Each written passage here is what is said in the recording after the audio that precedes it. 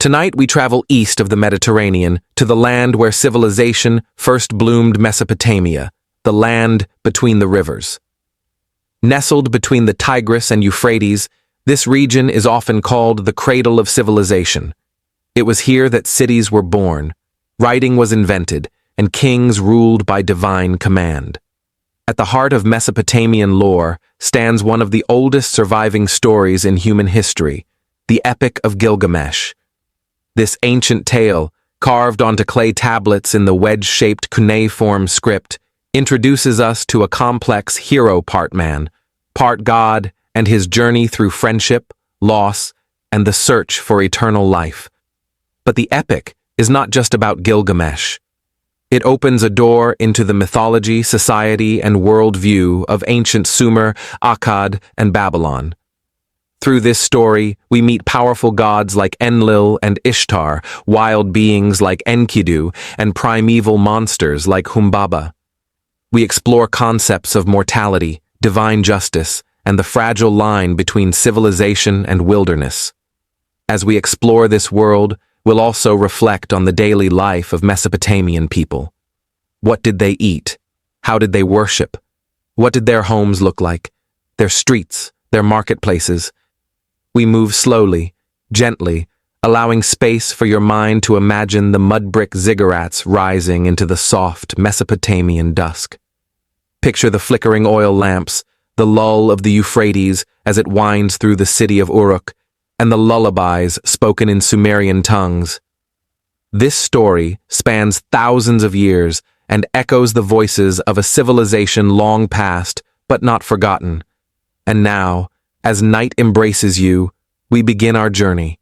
Close your eyes, take a deep breath, and let us drift into the world of Gilgamesh. Before the ink of myth could be pressed into clay, before even the gods had names, there was only the land. A great plain, sunlit and endless, unfurled between two mighty rivers, the Tigris and the Euphrates. This place, Mesopotamia, was more than geography. It was an idea, a beginning. And as we drift into the first true chapter of this tale, we float gently back through the slow swirl of time to the cradle of civilization. The word Mesopotamia comes from Greek, meaning between rivers. But to those who lived there, the rivers were not simply borders, they were lifeblood. Every spring, they spilled over their banks, soaking the parched earth with fertile silt. It was this rhythm of flooding and planting, of rising waters and retreating shores that allowed humans to settle, to farm, and ultimately, to dream. We are in the region now known as Iraq and parts of Syria, Turkey, and Iran. Thousands of years before Gilgamesh was ever born, small bands of humans began to gather in villages along the riverbanks. They built homes from reeds and mud brick. They domesticated sheep, goats, and oxen. They harvested barley and emmer wheat. And over time, these villages grew into towns, and towns into cities. One of the first was Eridu, believed by many to be the oldest city in the world. Founded around 5400 BCE, Eridu was dedicated to the god Enki, the Sumerian deity of wisdom, fresh water, and magic. Archaeologists have uncovered layer upon layer of temples built atop each other, each more elaborate than the last, marking the city as a spiritual center from the very beginning. Life in early Mesopotamia was humble, but not simple. People wove baskets and textiles, crafted jewelry from lapis lazuli and carnelian, brewed beer from date syrup, and baked flatbreads in clay ovens. Families lived in single-room homes around shared courtyards, and trade networks stretched across the region exchanging obsidian, copper, and exotic goods from as far as the Indus Valley and the Levant. But the most profound invention to emerge from these early cities was not a tool or a building, it was writing. Around 3200 BCE, in the city of Uruk, the same Uruk where Gilgamesh would one day reign, scribes began pressing styluses into soft clay to record quantities of grain, lists of livestock, and later, prayers, laws, myths, and stories. This system of writing became known as cuneiform, from the Latin word cuneus, meaning wedge. It began as simple pictograms, but evolved over time into an intricate script with hundreds of characters. Cuneiform did more than record facts. It preserved thought. It allowed knowledge to accumulate across generations, unchained from memory alone. And so began the slow unfolding of history, not as vague rumor or fleeting song, but as something written, and therefore lasting. Now, let us pause here for a moment, and imagine a day in ancient Uruk, around 2900 BCE. The sky is pale and dust-hazed. From a distance, the ziggurat massive step temporizes like a mountain of brick. At its base, market stalls buzz with chatter in Sumerian tongues. Goats bleat.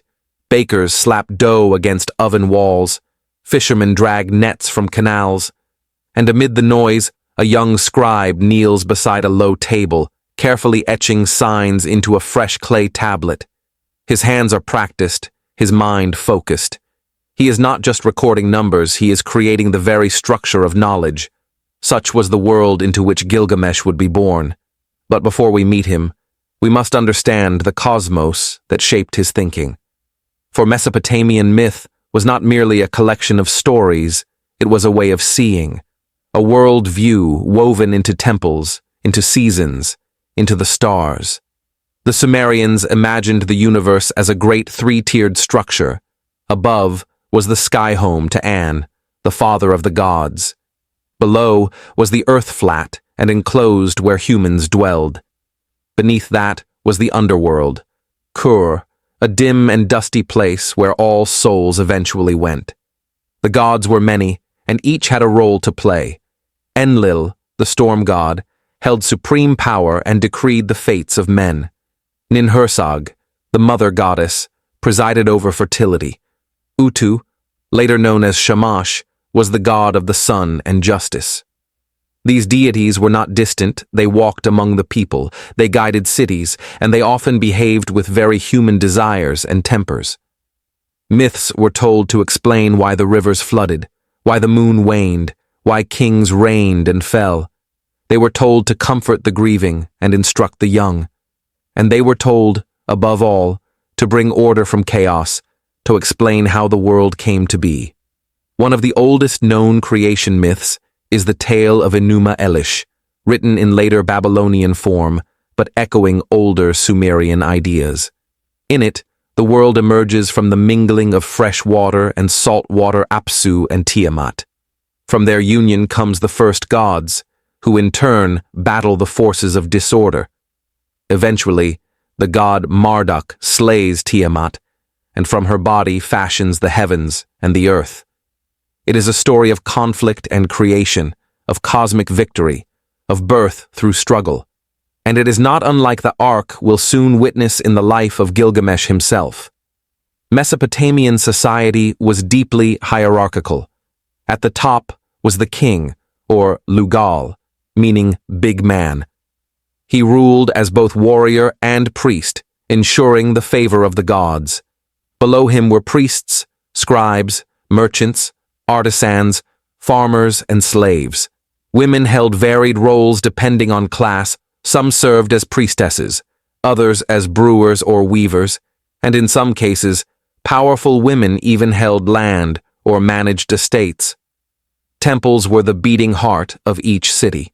They were not simply houses of worship, they were banks, granaries, schools, and homes for God's earthly representatives. Each temple complex was a city within the city, with its own staff, fields, livestock, and workshops. And yet, for all their innovation, for their laws and language, their irrigation canals and ceremonial processions, Mesopotamians lived in a world that felt fragile. The rivers could bless, but they could also destroy. Crops failed. Invasions came. Disease swept through crowded homes. Life was a delicate balance. This is why the Epic of Gilgamesh resonated so deeply with its audience. It spoke to impermanence, to the desire for meaning, to the fear of death. It asked, in its own poetic way, how one might live a good life when nothing is guaranteed to last. And perhaps, how something of us might still endure. And so, as we close this first chapter and prepare to meet Gilgamesh himself, let the world around you settle. Imagine the flicker of oil lamps on stone walls.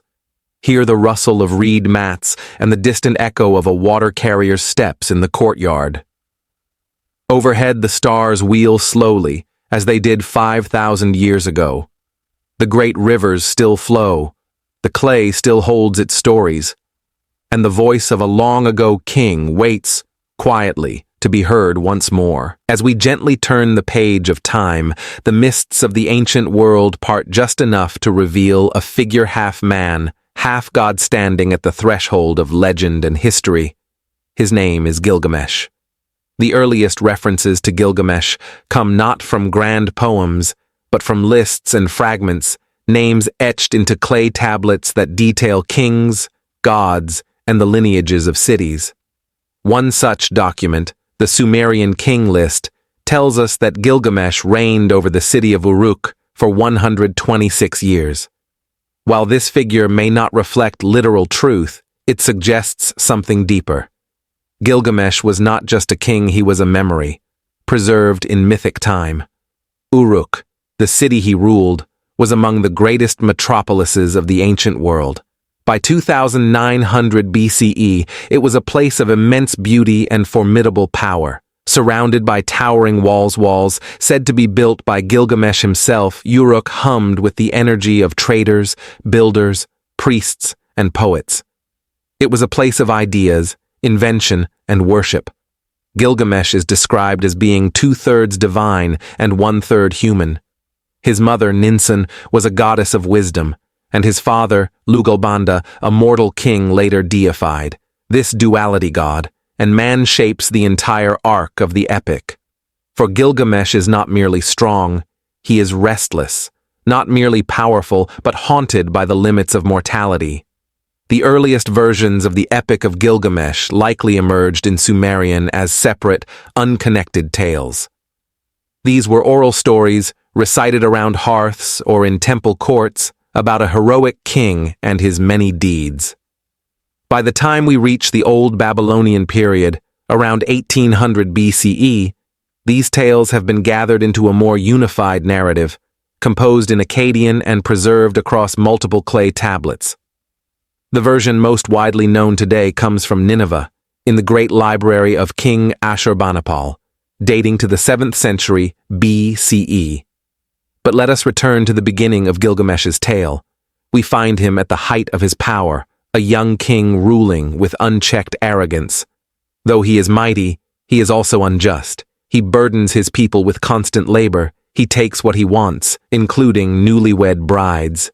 The citizens of Uruk, though proud of their king's strength, are weary of his tyranny. And so, in desperation, they cry out to the gods. The gods listen, and they respond not with punishment, but with balance. They decide to create a rivala match for Gilgamesh in strength, a mirror to his soul. This being is Enkidu. Enkidu is no ordinary man. He is born of clay, shaped by the goddess Aruru, and cast into the wilderness. He runs with the gazelles, eats grass, and drinks from the rivers alongside wild beasts. He is pure, untouched by civilization, and lives in harmony with nature. But the gods have a plan. To draw Enkidu into the human world, they send a temple priestess named Shamhat. She finds Enkidu by the watering hole and spends 6 days and 7 nights with him. Through their union, Enkidu awakens to a new reality. He becomes self-aware. He loses his bond with the animals, who now flee from him. And though saddened, he is also transformed. Shamhat clothes him, teaches him to eat bread and drink beer, and introduces him to the ways of civilization. Together, they journey to Uruk. Meanwhile, Gilgamesh has had a dream, a powerful vision of a star falling from the sky, which he struggles to lift. His mother, Ninsun, interprets it as the arrival of a great companion, one who will challenge and complete him. When Enkidu enters Uruk, he is appalled by the king's tyranny, and soon the two men meet in the city square, where they wrestle fiercely. The earth shakes beneath them, walls tremble, and crowds gather, but neither can defeat the other. At last, they stop, breathless and spent, and laugh. From this moment, they are no longer rivals. They are brothers, and in each other, they find what neither had alone: kinship. Gilgamesh, once isolated in his divine might, now has a friend, and Enkidu, once wild and alone, now has a place in the human world. This moment marks a turning point in the epic, for now, with newfound companionship, Gilgamesh begins to change. He seeks not merely power, but meaning. He longs to leave a lasting mark upon the world. He wants to achieve eternal fame. Together, Gilgamesh and Enkidu embark on a perilous quest to journey beyond the known world and face a terror that few dare even name: Humbaba, the monstrous guardian of the cedar forest. But before they leave, Gilgamesh seeks blessings from his mother. Ninsun offers prayers to Shamash, the sun god, and adopts Enkidu as her own, binding the two men even closer. And so, they set out. Through desert and mountain, beneath blazing sun and star-swept night, the two friends travel. They share dreams along the way, visions sent by the gods that foreshadow both glory and danger. Gilgamesh interprets them with confidence, while Enkidu listens with growing concern. As they near the cedar forest located in what is now likely Lebanon, they prepare for battle. The cedar forest is no ordinary wood. It is sacred, lush, alive with divine power. The scent of the trees is intoxicating. Birds sing from the high branches, and yet the air is thick with dread. There, deep within the forest, lives Humbaba, being created by Enlil to guard the sacred grove. He is immense, terrifying, and clothed in 7 layers of armor. Gilgamesh hesitates. His courage flickers. But Enkidu, once wild and uncertain, now urges him onward. The two heroes confront Humbaba. With prayers to Shamash and a roar of might, they engage the monster in battle. The fight is long and brutal. The forest shakes. Thunder echoes. At last, with the aid of the gods, they strike Humbaba down. But Humbaba pleads for mercy. He offers to serve Gilgamesh, to be his guardian. Gilgamesh is moved, but Enkidu warns him. Mercy, now, would bring ruin later. Reluctantly, Gilgamesh slays the guardian, and as Humbaba dies, he curses them both. They cut down the mighty cedars and fashion a great gate for Uruk from its timber. They return as heroes. But something in them has shifted. The journey has awakened in them a sense of the sacred and of guilt. Yet their fame grows. Even the gods take notice. The goddess Ishtar, powerful and impulsive, proposes marriage to Gilgamesh. But he refuses her, mocking her for her past lovers, all of whom met tragic ends. Enraged, Ishtar ascends to the heavens and begs her father Anu to release the bull of heaven upon Uruk. The bull descends in fury. It tramples fields, destroys homes, and kills hundreds. But Gilgamesh and Enkidu fight together once more and slay the divine beast. In triumph, they offer its heart to Shamash. But the gods are not pleased. To strike down Humbaba was bold. To slay the bull of heaven was defiance. The council of gods convenes, and they decide that one of the two heroes must die. Their choice is Enkidu. He falls ill slowly, painfully. As he lies dying, he curses the gate they built, the forest they traveled, the priestess who led him from the wild. But Shamash reminds him of the joy and brotherhood he experienced, and Enkidu softens. He dreams of the underworld, a house of dust, where all souls go, no matter how mighty in life. His fear is palpable, and after 12 long days, he dies. Gilgamesh is inconsolable. He weeps, he rages. He wanders the wilderness, seeking not vengeance, but answers. If even Enkidu, his equal in strength, his brother in arms, could perish, what hope is there for any man? What does it mean to be human when even gods cannot prevent death? Thus begins Gilgamesh's final and most profound journey, not a quest for glory, but for immortality. As we end this chapter, let us lie back and allow the dust of the cedar forest to settle. Let us listen to the wind rustling through ancient branches, the silent crackle of torchlight on stone, the sorrow of a king who has lost his only friend. We are beginning to enter the deepest chambers of the epic now, where dreams, grief, and the search for truth echo through time. The sands shift once again, and we find Gilgamesh no longer king of Uruk, not in spirit. His body still walks the earth, but his mind drifts, wandering, questioning, grieving. Enkidu's death has torn something vital from him. The once proud warrior now fears what he once seemed to defy, the great silence that follows life. And so begins his most intimate journey, a pilgrimage not through cities or forests, but through the soul's terrain. A quest not for conquest, but for escape from the fate that binds all mortal beings. He casts off his royal robes. He leaves Uruk behind, traveling alone into the wilderness. His face becomes sunburnt, his hair tangled. He wears animal skins.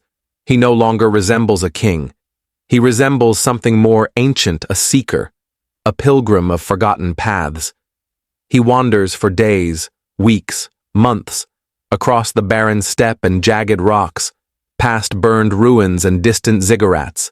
The elements batter him, but he presses on, driven by a single question.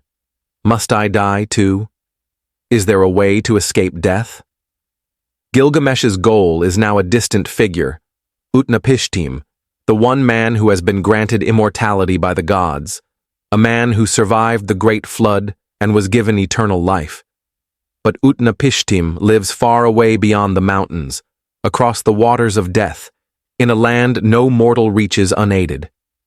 Gilgamesh's first stop is the Twin Peaks, also called the Mashu Mountains, guardians of the horizon, where the sun rises and sets. Their gates are kept by scorpion men, fearsome beings with faces of humans and bodies of scorpions. Their gaze is so potent, it brings death. When Gilgamesh approaches, they challenge him. Why does a mortal seek the path of the gods? Gilgamesh pleads, not with pride, but with anguish. He speaks not as king, but as man broken by grief, haunted by death. The scorpion men, moved by his sorrow, allow him passage. Beyond the gates lies a tunnel of complete darkness, stretching for 12 leagues. No light, no sound, only silence. And yet, he walks. Hour by hour, league by league, he pushes forward, until at last he emerges blinking, exhausted, into a radiant garden. Here, trees bear jewels for fruit. Lapis lazuli hangs from branches like leaves. The air is filled with the scent of cedar and cinnamon. It is a vision of paradise, but even here, his heart is restless. Gilgamesh meets Siduri, a divine alewife or beer maker who dwells near the edge of the sea. She is startled by his appearance, filthy, wild-eyed, desperate. He asks her how to find Utnapishtim, but Siduri counsels him gently. Why do you seek immortality, Gilgamesh? The gods gave death to man, and life they kept for themselves. Fill your belly, make merry day and night. Be joyful. That is the lot of man. Her voice is not cruel, but maternal. Her message is one of acceptance. Yet Gilgamesh refuses to surrender. Siduri, moved by his determination, tells him of Urshanabi, the boatman of Utnapishtim, who ferries souls across the waters of death. Gilgamesh finds Urshanabi and demands passage. But first, he destroys the stone charms, the sacred anchors of the boat, perhaps out of frustration, perhaps not knowing their purpose. Urshanabi scolds him. Without these stones, no mortal can cross the waters safely. But again, Gilgamesh will not be denied. He fells trees and carves long poles. Together, they fashion a makeshift raft. Then, setting out across the strange waters, Gilgamesh uses the poles one by one, careful never to let his skin touch the cursed sea. And at last, across the waters of death, they arrive. On the far shore waits Utnapishtim, the immortal man, But he is no god. He is not glowing or towering. He is old, quiet, wise yet ordinary, a man who has simply endured. Gilgamesh, exhausted and filthy, pleads once more. Tell me how you found eternal life. Tell me how I can escape death. Utnapishtim listens. Then, like Siduri before him, he offers gentle correction. You seek what no man may find. The gods gave you strength, wisdom, kingship. Why do you grieve what must come to all? But Gilgamesh is unmoved. So Utnapishtim tells him a story older than any kingdom, a tale that echoes across cultures and centuries, the tale of the Great Flood. Long ago, the gods, weary of the noise of mankind, decided to destroy the world in a great flood. But one god Ea, the god of wisdom, whispered the plan to Utnapishtim. He instructed him to build a great boat, wide and strong, sealed with pitch, and to bring aboard the seed of all life, his family, animals, and artisans. Utnapishtim obeyed. The storm came, winds howled, rain fell for 6 days and 7 nights. The sea swallowed mountains. All perished save those within the boat. When the waters receded, the boat came to rest on a mountain. Utnapishtim released birds to test the land. At last, one did not return. Then he made an offering to the gods. The gods, repentant, gathered like flies around the sacrifice. And Enlil, god of storm and wrath, calmed. As a reward, they granted Utnapishtim and his wife immortality, but declared that never again would man be granted such a fate. Gilgamesh listens, in silence. The story does not offer him hope, only finality. But still, Utnapishtim gives him a chance. There is a plant, he says, a thorny herb that grows deep in the sea. It restores youth. If you can retrieve it, perhaps you may renew your strength. Gilgamesh binds stones to his feet and sinks to the seabed. There, among the dark roots of the ocean, he finds the plant and brings it to the surface. Triumphant, he sets off homeward, planning to share the herb with the elders of Uruk, and then take it himself. But as he rests by a pool, a serpent slithers forth. It smells the plant, devours it, and sheds its skin. Gilgamesh watches, helpless. The serpent is renewed. He is not. He has failed. And yet, something shifts in him. He returns at last to Uruk, empty-handed, but changed.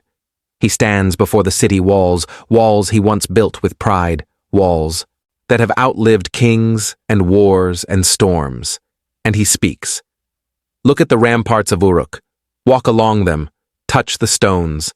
Is this not achievement? Is this not immortality in another form? He has not defeated death, but he has learned to live within its shadow. He will die, yes, but his story, this story, will not.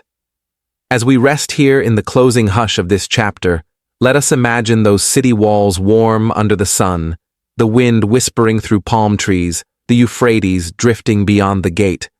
Let us picture a king who began his journey as a tyrant, grew through friendship, was broken by loss, and emerged as a seeker not of immortality, but of meaning. And so, with the dust of roads behind us and starlight above, we drift with Gilgamesh into the twilight of understanding. As we continue drifting through the currents of Mesopotamian myth and memory, we gently widen our gaze. Gilgamesh's story so personal, so poeticus but one branch of a vast and ancient tree. Around it, countless myths shimmer like distant stars in the long night sky of Mesopotamian civilization. Before we return to his final chapters, let us pause here to understand the broader world he came from. A world defined by temples, floods, sky gods, and sacred duties. A world that dreamed not just in stories but in stars, in symbols, and in stone. We begin in the land itself, Mesopotamia, from the Greek meaning between rivers. Cradled between the Tigris and Euphrates, this region stretches across what is now modern-day Iraq, southeastern Turkey, Syria, and western Iran. It is here on this fertile floodplain that the earliest cities rise: Eridu, Uruk, Ur, Lagash, and Nippur. The people of these cities are the Sumerians, later joined by Akkadians, Babylonians, and Assyrians. Together, they form one of the most deeply layered civilizations in human history. Here, daily life flows around rhythms both earthly and divine. The rivers provide life, but also unpredictability. Floods can nourish fields or destroy villages. Water must be tamed with canals and dikes, requiring labor, planning, and cooperation. The soil is rich, dark, with silt. It grows barley, onions, dates, garlic, and emmer wheat. Farmers rise early, shaping the earth with bronze-tipped plows. Fishermen cast nets into the wide rivers. Shepherds lead flocks along the floodplain. In the markets, clay tokens and seals are exchanged. Merchants haggle. Children carry water jars. Music drifts from reed flutes. And above it all, watch the gods. The Mesopotamian pantheon is vast, layered, and profoundly human in form, though divine in power. At the highest tier sits Anu, god of the sky, the great father who reigns in the heavens. His name means simply sky. He is distant, rarely acting directly, but his authority is absolute. Beneath Anu stands Enlil, god of air and storms. Enlil is powerful and unpredictable, creator of order, bringer of wind, and sometimes destroyer of cities. It is Enlil who once decided to flood the world, and Enlil who blesses kingship. Then comes Ea, also known as Enkidu of wisdom, water, and magic. He is clever, cunning, kind to humankind. He whispers truths, invents language, designs the arts. It is Ea who saves Utnapishtim from the flood by speaking through the reeds. And then, the radiant Inanna, or Ishtar, goddess of love, war, fertility, and the evening star.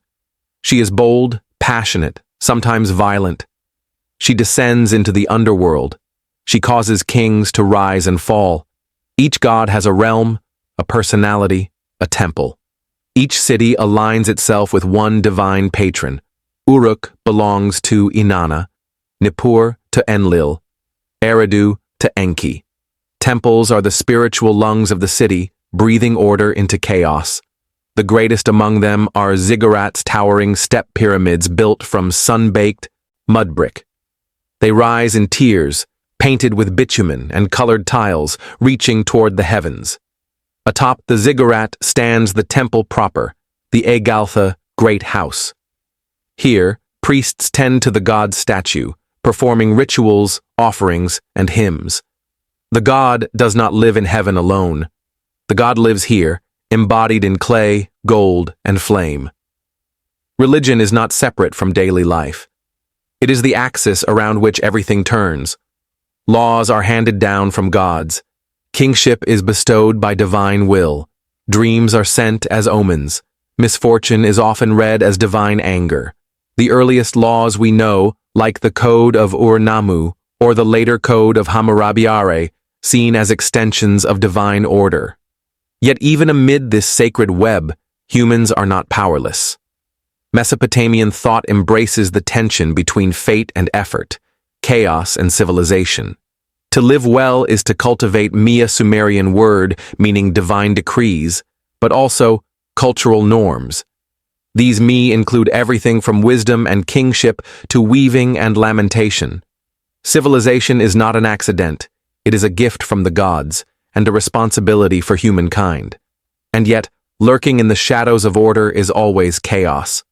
In the myths, chaos takes many forms. The storm demon Humbaba, guardian of the cedar forest. The bull of heaven, unleashed by Ishtar. The Anzu bird, who steals the tablets of destiny. Each must be confronted by heroes like Gilgamesh.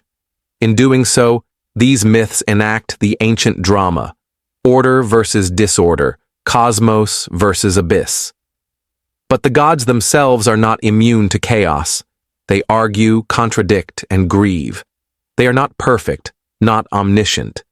Instead, they are mirrors of the human condition amplified. One powerful myth that illustrates this is the descent of Inanna.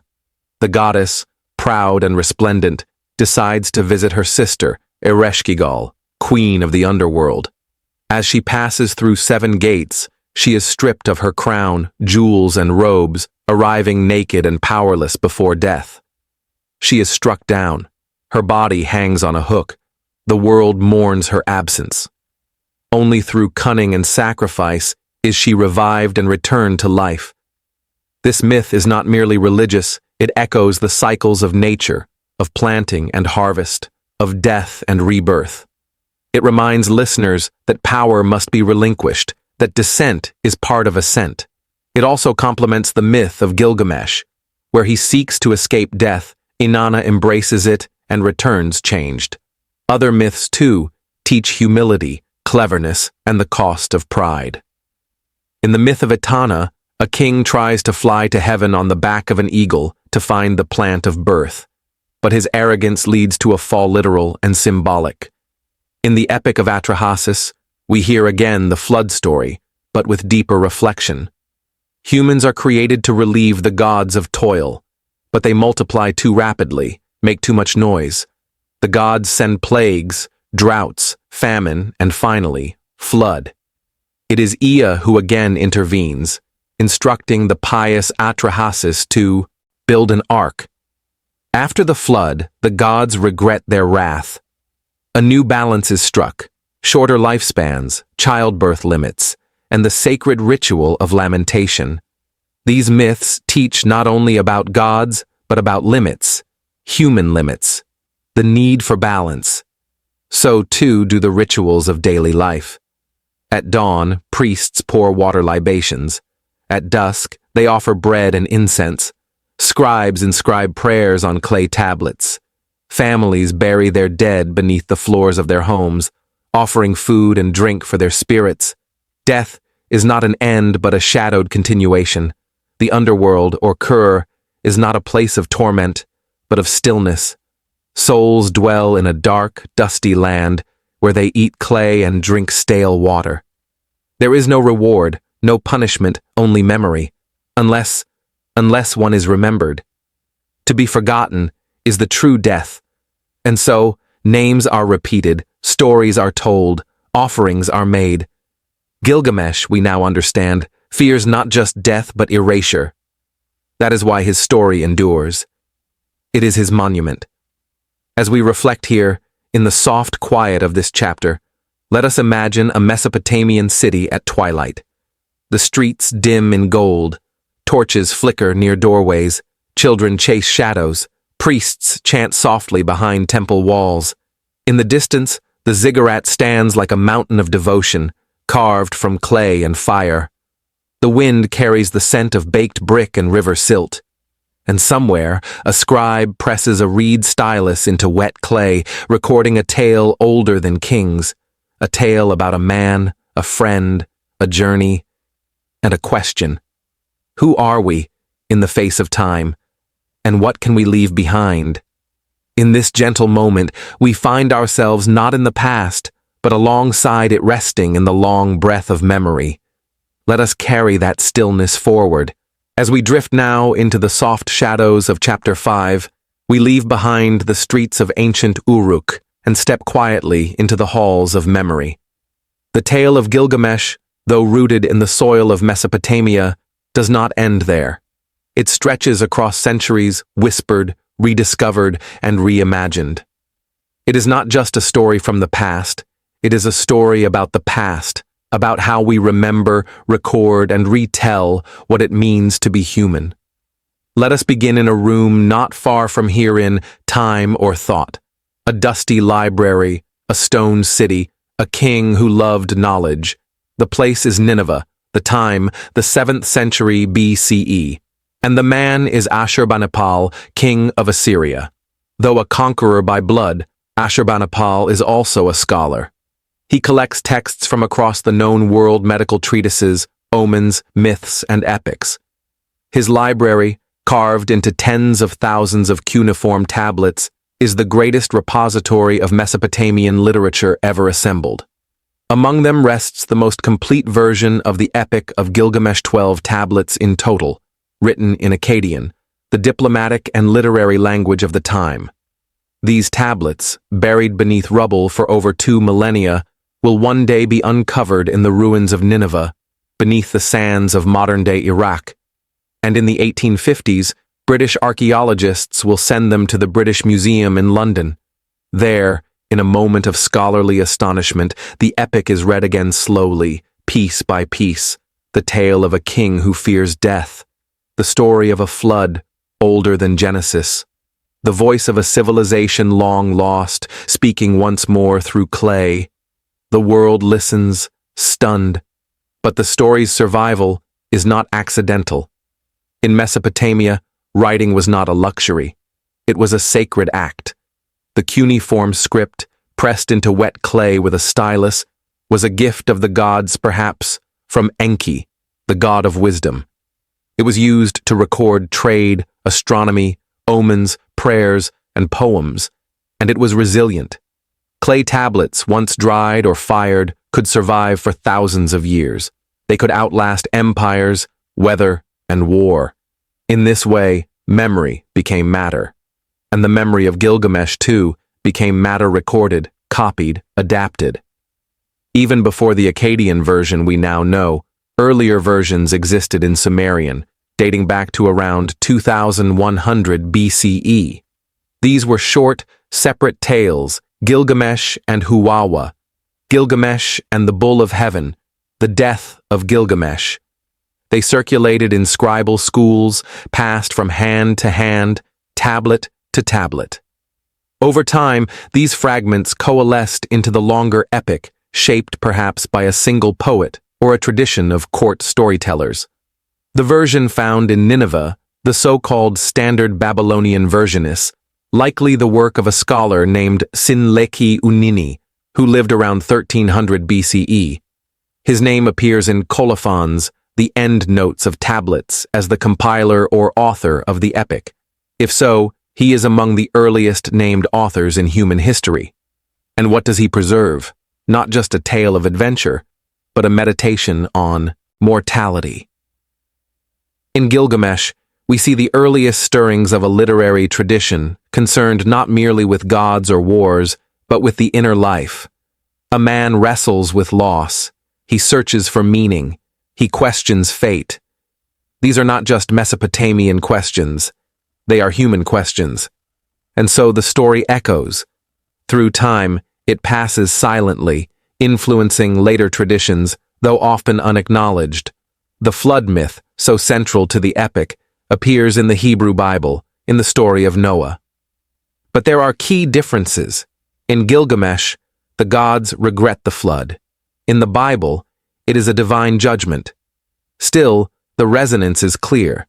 Likewise, the themes of heroism, friendship, pride, and the quest for immortality echo in Greek epics like the Iliad and Odyssey.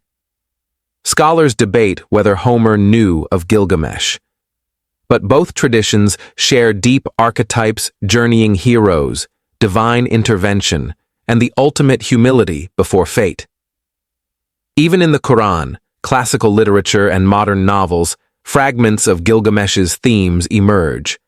But for many centuries, the name Gilgamesh faded from memory.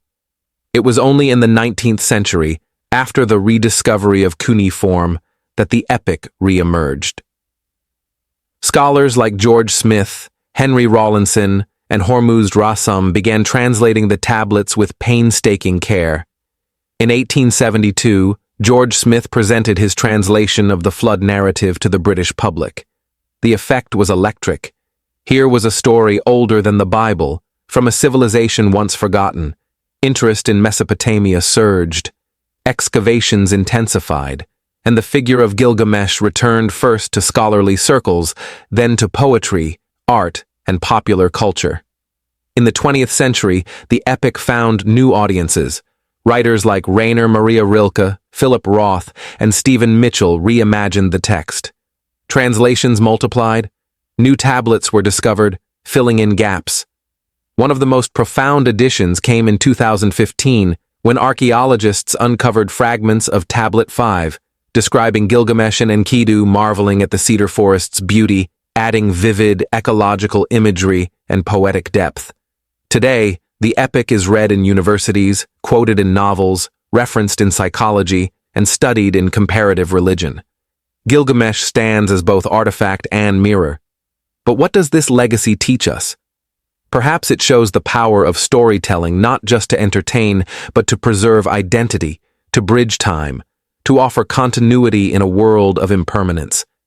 Perhaps it shows that civilizations are not just built of stone and sword, but of word, memory, and longing. And perhaps, most tenderly, it shows that no one is truly gone, so long as they are remembered. As we reflect on this legacy, imagine once again that quiet library in Nineveh. A scribe leans over his tablet, copying the words of the ancient tale. He does not know us, but we know him. We hear his voice in the stylus scratch. We feel his breath in the pressed clay. He is saying, "This matters." And so, through flood and fire, through empire and exile, the story travels waiting for someone someday to listen again. And now, here you are. In this still moment, you too carry the story. And in doing so, you become part of it. Rest now, as we prepare for the final chapter. Let the names drift softly through your thoughts. Uruk, Enkidu, Humbaba, Utnapishtim. Let their echoes guide you into dream. As we settle into the final chapter of our journey, we return one last time to the weary figure of Gilgamesh. He stands now at the edge of the world, not in search of immortality, but with a deeper understanding of life. He has seen the cedar forest, defied the gods, wept for his friend, crossed the waters of death, and spoken with the immortal Utnapishtim. But in the end, he comes home. Home to Uruk, the city of walls. He walks its broad streets again, past the temples and gardens, the shrines and workshops, the scent of bread rising in clay ovens, the rustle of reeds along the Euphrates. The journey outward has become a journey inward. He has not brought back eternal life, but he has brought something perhaps more lasting, a kind of wisdom, quiet and enduring. When Gilgamesh returns, he does not speak of his failure to attain immortality. Instead, he speaks of the city. He points to the walls, massive and ancient, and says, "Look upon my works. These stones endure. This is my legacy." In this final gesture, we glimpse the heart of the epic. Gilgamesh cannot defeat death, but he can build, he can lead, he can remember. And perhaps most of all, he can be remembered. That, in the end, is what the Epic of Gilgamesh offers. Not the promise of endless life, but the quiet assurance that our stories, our creations, our loves and friendships, our griefs and joys can ripple forward through time. In the last lines of the epic, Gilgamesh shows a visitor the mighty ramparts of Uruk. He invites us to contemplate what humans can shape with their hands, their hearts, their hopes. This is not just a king's boast. It is a human truth. We cannot escape time, but we can give time something to carry. The epic does not tell us what happens after Gilgamesh's return. It ends, instead, with a sense of stillness, a closing of the circle. The boy who once sought fame through battle has become the man who finds meaning in memory. He has learned that the greatest achievements are not those that defy mortality, but those that embrace it with dignity. And so the tale, too, comes gently to rest. Now, as we lie in the quiet of the present moment, far from Uruk and the waters of the Tigris, the epic leaves us with a gift. Not a sword or crown, not a secret formula for eternal life, but a sense of calm wonder, a reminder that even the oldest stories once began as whispers in the dark, that even the greatest kings were once afraid, that even clay, when pressed by careful hands, can carry memory across millennia. So let us lie still and reflect. Let us imagine the stars above ancient Mesopotamia, glittering over the plains, over the rivers, over the ziggurats. Let us hear the low hum of life in the city, potters at work, scribes murmuring to themselves, priests lighting lamps, children laughing in the courtyards.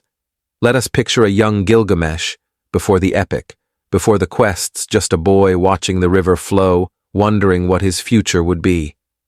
And let us imagine, finally, that same Gilgamesh, older now, wiser, gazing from the top of the city wall. The wind stirs his cloak, the sun sets, and he smiles not because he has conquered death, but because he has learned to live. So ends the story of Gilgamesh, and with it, the story of a civilization. Mesopotamia, the land between the rivers, gave us writing, cities, astronomy, laws, myths, and mysteries. And in Gilgamesh, it gave us a voice that speaks across 4,000 years, a voice that says, I was here, I lived, I loved, I lost, I remembered, and now you remember too. Rest now, traveler. Let the rivers carry you softly into sleep. Let the echoes of Gilgamesh guide your dreams. You are part of the story now, and stories once told never truly end.